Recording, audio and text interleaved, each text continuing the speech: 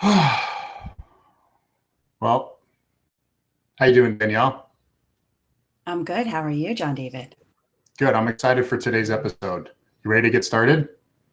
Let's get started. All So, right, let's go. Hey, I'm Jon-David Lenard. I'm Danielle Lenard. Welcome to Lenard Team Connections. Today, we'll be discussing some of the most discussed topics of the week, the economic stimulus package with CPA Steve Barnes. I'm excited to have him, really. But first, some local news to our community.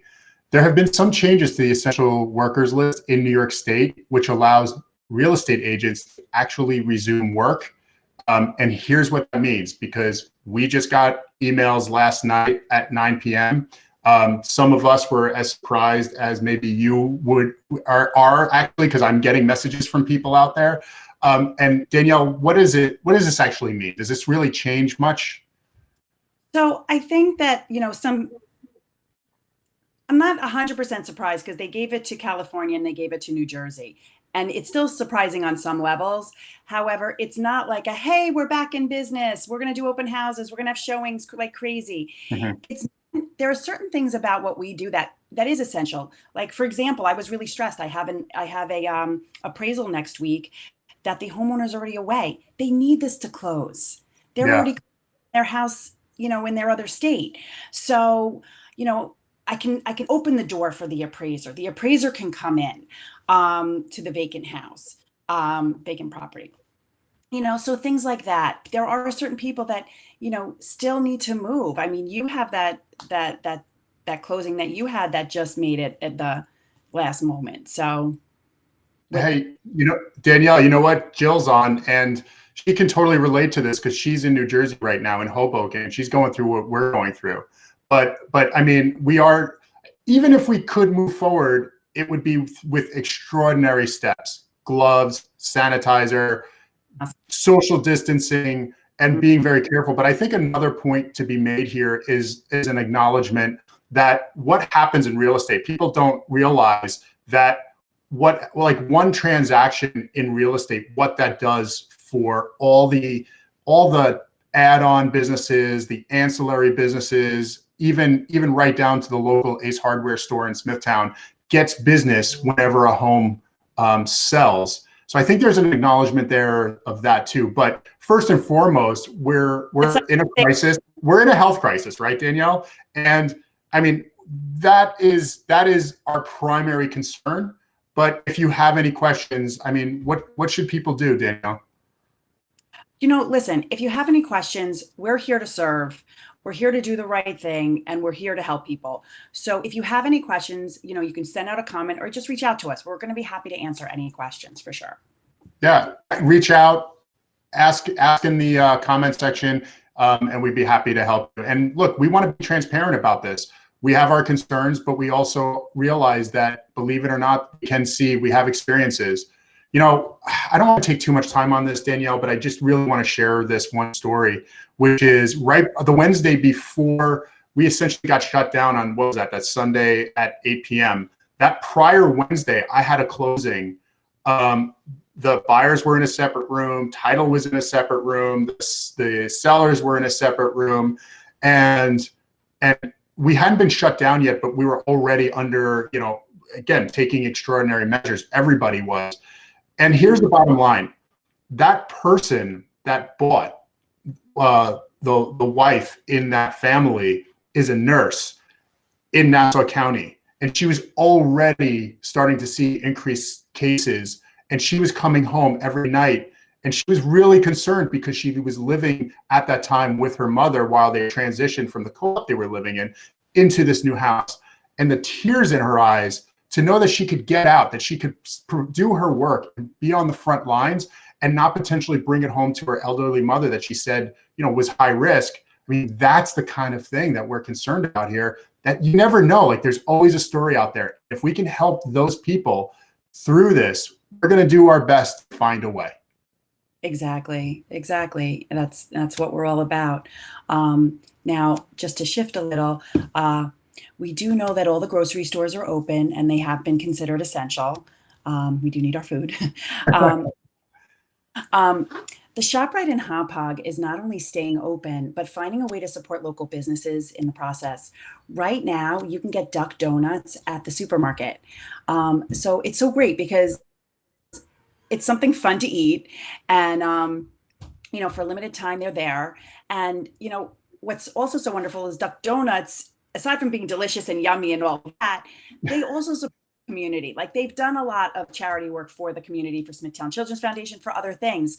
So it's just so heartwarming to see not just people helping people, but businesses helping other businesses. Yes. There's no competition right now. That's one of the things that I've seen amongst restaurants.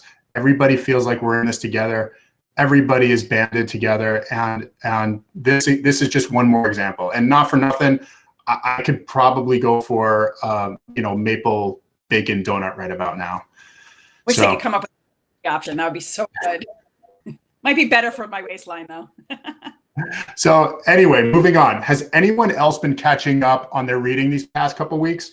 We want to share our favorite book of the moment. Danielle, what are you reading? So right now I am reading David Goggins, Can't Hurt Me. David Goggins is phenomenal. I actually got to see him speak live, and I've listened to podcasts with him. Just know if you listen to him on Audible or you listen to him on a podcast, just be careful. He drops a lot of F-bombs. But the thing that's really cool about him, amongst so many things, is he started off depressed and overweight and ended up being like the only person to complete Navy SEAL training, Army training, Air Force tactical and air control. I mean, he's just such a phenomenal person that if you need help right now, with your mindset and stuff, this guy is the real deal. No joke. Yeah. So that definitely appeals to me. Love it. But I actually went in a different direction. Oh, it's upside down. I am going back to one of my favorites by Brene Brown. It's called Dare to Lead. And there's a lot in this book, but one of the things that I want to touch on right now is it was a lesson for me of how to better take the idea of empathy, which, let's be honest, sometimes we can think of empathy as almost being like a weakness and turning it into a strength, or acknowledging that it's a strength. Because if you provide empathy and you can see things through people's eyes, and you can help them solve their problems, and then you get what you want and they get what they want. It's phenomenal. She also has an anecdote in there when she's doing a workshop with some Navy SEALs about empathy. And at first they're like, but then she's like, well, how much do you have to rely on each other? Like, we have to rely on each other. And she goes into it. It's amazing. Dare to Lead. This changed me. Karen, our manager, is watching right now. She can attest to it because I talk about it with her all the time. Mm-hmm. Great. Linda Rhodes, great work. So thank you, Linda. You do amazing work too. So if you're looking to order a new book, consider supporting your local bookstore if there's one open. Otherwise, there's many that are shipping right now. Yeah. So we've all heard about the historic $2 trillion stimulus package that has been passed. Today, Steve Barnes is joining us to discuss what the package means to individuals and small businesses. Steve. Welcome. Hey, how you doing? Thank you, Steve. Welcome to the show. We're really excited to have you because you've always been able to provide us with so much great information. Can you start by sharing exactly what the stimulus package is and what it means for the average American? So the stimulus package is meant to, keep the economy going while we have our current shutdown of various businesses. So it is going to provide individuals with stimulus money, as well as provide businesses with SBA assistance, as well as unemployment. Okay, so for people that aren't necessarily aware, SBA stands for Small Business Administration. Yeah, so sorry about that. It's fine. So we're here. We're talking about the average person, what they can do, and maybe also a little bit about what the small businesses in our community can also do to try to protect themselves and really weather the storm here, right? Sure. So let's talk about the individuals first, because they're the easiest. Mm-hmm. Every individual who, if they are single, has income under $75,000, or if they're married and they have income under 150, will get $1,200 each. If your income is over those dollar amounts, you get a smaller amount until it's phased out. So some people may not get it at all because their income's too high. You do get $500 per child if the child is 16 or under. So, go ahead. I got a 17-year-old. You're not going to get $500 for a 17-year-old. He eats more than. Yeah, I know, and it's just a quirk in the law. So, and this is in advance of a 2020 credit, so that if you're unable to, if you do not get the credit right now, or there's some kind of problem, you will get it when you file your 2020 tax return, if you do not get it now. So just something to keep in the back of your head for those that don't get it. The second piece is there are a couple of different there are a couple of different avenues or paths for the small business person to take in order to continue on. And there's 3 different ones. So the first one is to go to sba.gov, where there's an application for small businesses to apply for a loan. And the application is pretty straightforward, but it is a loan, meaning you'll have to pay it back. The newest one, the one that comes out for some banks tomorrow and other banks on Saturday, is the payroll protection. Yes. And you take an average, and they will give you 2.5 times whatever your payroll is. And then at the end of 8 weeks, you reconcile out, and there's a good chance, assuming you kept the employees, that the loan will be forgiven. So that's very powerful that you may get this loan and have it forgiven. The purpose of that, or the purpose of the payroll protection, is to keep employees on the books. That's the number one reason, because if they're giving you money based on your payroll, they want you to continue paying the payroll. If you do that, at the end of it, you will get forgiven the loan. Okay. So let me get this straight. So we address 2 things here. So on one hand, if you're an individual, and you have maybe been let go or are furloughed or something like that, you cannot work. There's one path for you.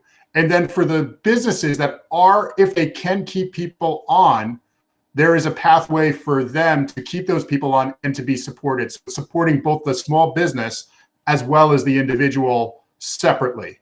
Correct. Is that okay? Great. Thanks, Steve. All right. Well, thanks. Yeah, go ahead. I was going to say just one last thing. Self-employed. If you are a self-employed individual who does not have employees, you are eligible to go for unemployment. All right. So you're talking about 1099. People on a 1099, such as many people in real estate. They should have the ability to apply for unemployment based on prior income that they have earned. Okay, so then I've got, I don't know how many people are going to be watching this that happen to be 1099, but I do have a question about that. What if you are 1099, but you're also the officer in your own S corp? Is that going to be an issue? So as of right now, they are waiving that requirement.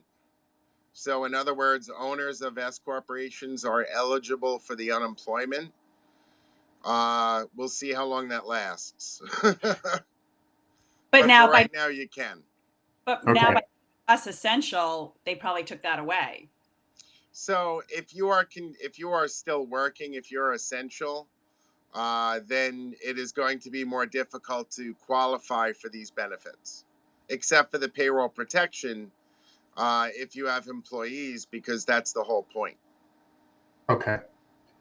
All right. I want to take a moment here and thank Steve Barnes for being with us today. If you're watching this on Facebook Live and have a question about the stimulus package, put it in the comments and we'll answer it at the end, presuming we have time. But actually, I see we have one right now from Jill. And I'd like to just go, if we could go ahead to that. Sure. What if you're a small business and you have an employee who makes over 100,000 per year? Are you able to count their income? So what happens is, and I didn't get into this in too much detail, but for the payroll protection, the annual income is capped at $100,000. So when you're calculating your payroll to get your 2.5, you have to limit to $100,000. Okay. All right.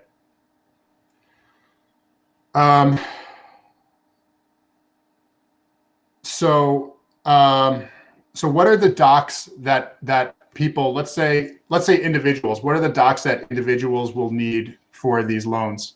Sure. Or actually to apply, they would be applying, not, see how confusing this gets? This is why we have you on today. Not the loan, for this unemployment program that has been extended through the CARES Act. What does an individual need to be able to provide? So for right now, for the first loan, the one we talked about through the Small Business Administration. No, sorry. For the individual. First of all, let's for unemployment for an individual. What do they need? What do they need? Where do they go? How do they get funding? Sure. So if they're employees, they're going to get it from their employers, what their payroll is.